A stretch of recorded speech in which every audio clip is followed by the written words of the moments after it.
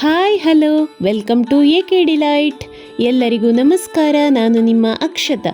ಇವತ್ತು ನಾನು ಇನ್ಸ್ಟೆಂಟಾಗಿ ಪೊಟ್ಯಾಟೊ ರೈಸ್ ಬಾತ್ ರೆಸಿಪಿಯನ್ನು ಯಾವ ರೀತಿ ಮಾಡಬಹುದು ಅಂತ ತೋರಿಸ್ತಾ ಇದ್ದೇನೆ. ಬನ್ನಿ ಹಾಗಿದ್ರೆ ಈ ರುಚಿಕರವಾದಂತಹ ಪೊಟ್ಯಾಟೊ ರೈಸ್ ಬಾತ್ ಯಾವ ರೀತಿ ಮಾಡೋದು ಅಂತ ನೋಡೋಣ. ಅನ್ನ ಎಲ್ಲ ಸ್ವಲ್ಪ ಉಳಿದಿದ್ರೆ ಈ ರೀತಿಯಾಗಿ ಬೇಗ ಮಾಡಿಕೊಳ್ಬಹುದು. ಬನ್ನಿ ಹಾಗಿದ್ರೆ ಉಳಿದ ಅನ್ನದಿಂದ ಪೊಟ್ಯಾಟೊ ರೈಸ್ ಬಾತನ್ನು ಮಾಡುವ.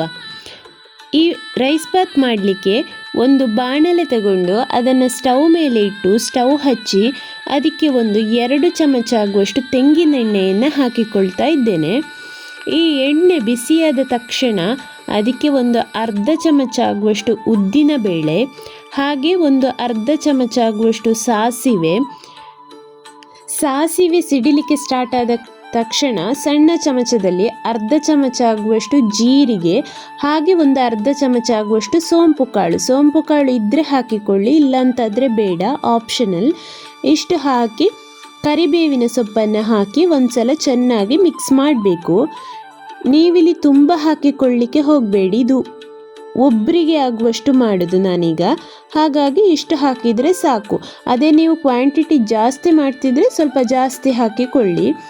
ನೋಡಿ, ಇನ್ನು ಕರಿಬೇವಿನ ಸೊಪ್ಪನ್ನು ಹಾಕಿ ಈ ರೀತಿ ಒಂದ್ಸಲ ಮಿಕ್ಸ್ ಮಾಡಿ.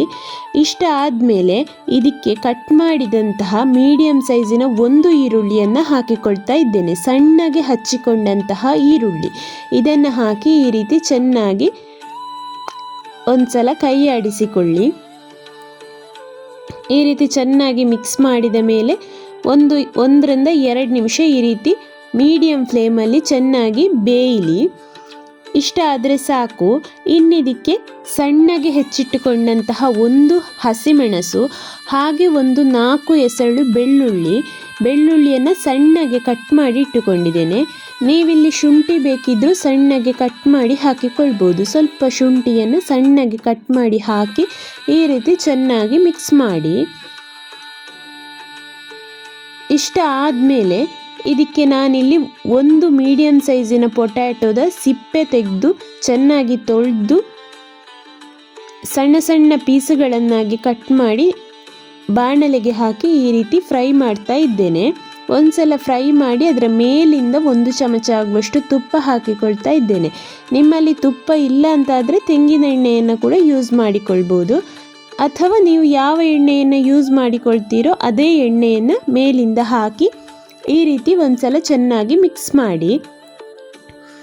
ಇದು 1 ರಿಂದ 2 ನಿಮಿಷ ಎಣ್ಣೆಯಲ್ಲಿ ಚೆನ್ನಾಗಿ ಫ್ರೈ ಆಗಲಿ. ನೋಡಿ, ಇದಿಷ್ಟ ಆದರೆ ಸಾಕು. ಇನ್ನಿದಕ್ಕೆ ಅರ್ಧ ಟೊಮ್ಯಾಟೊವನ್ನು ಕಟ್ ಮಾಡಿ ಹಾಕಿಕೊಳ್ತಾ ಇದ್ದೇನೆ. ಟೊಮ್ಯಾಟೊ ಆಪ್ಷನಲ್, ಬೇಕಿದ್ದರೆ ಹಾಕಿಕೊಳ್ಳಿ, ಬೇಡ ಅಂತಾದರೆ ಬೇಡ. ಅರ್ಧ ಟೊಮ್ಯಾಟೊವನ್ನು ಈ ರೀತಿ ಕಟ್ ಮಾಡಿ ಹಾಕಿಕೊಳ್ತಾ ಇದ್ದೇನೆ. ಕಟ್ ಮಾಡಿ ಹಾಕಿ ಅದಕ್ಕೆ ಅರ್ಧ ಚಮಚ ಆಗುವಷ್ಟು ಅರಶಿನ ಹುಡಿ, ಹಾಗೆ 1/4 ಚಮಚ ಆಗುವಷ್ಟು ಕೆಂಪು ಮೆಣಸಿನ ಹುಡಿ. ನಿಮಗೆ ಖಾರ ಜಾಸ್ತಿ ಬೇಕು ಅಂತಿದ್ರೆ ಸ್ವಲ್ಪ ಜಾಸ್ತಿ ಮೆಣಸಿನ ಹುಡಿ ಆ್ಯಡ್ ಮಾಡಿಕೊಳ್ಬೋದು, ಇಲ್ಲ ಅಂತಂದರೆ ಹಸಿಮೆಣಸನ್ನು ಕೂಡ ಜಾಸ್ತಿ ಹಾಕಿಕೊಳ್ಬೋದು.